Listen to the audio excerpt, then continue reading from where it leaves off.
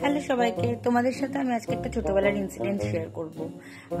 বয়স তখন আমার খুব ছোট ইন দ্য সেন্স আমি সবে লেখা শিখছি। মোস্ট প্রবলি কত হবে, 2.5 বা 3.25 বছর।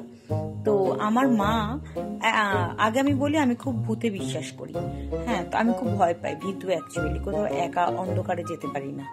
তো আমার মা একদিন, আমি লেখা কমপ্লিট করিনি বলে, মানে হ্যান্ডরাইটিংটা মায়ের মনের মতো হয়নি বলে, আমার মা আমাকে বাথরুমে 4 ঘন্টা আটকে রেখেছিল। এটা আমার কাছে খুব কষ্টজনক মনে হয়। আমার এটার সাথে কোনো একটা কানেকশন রয়েছে। তো আমি সেই 4 ঘন্টা বাথরুমে আটকে থাকার পর কি এখন কি ভূতে ভয় পাই কিনা গড নোজ, আমি জানি না। হতে পারে হয়তো তখনই আমি ভয় পেয়েছিলাম, সেটা থেকে আমার ভয়টা কাটেনি বা কিছু।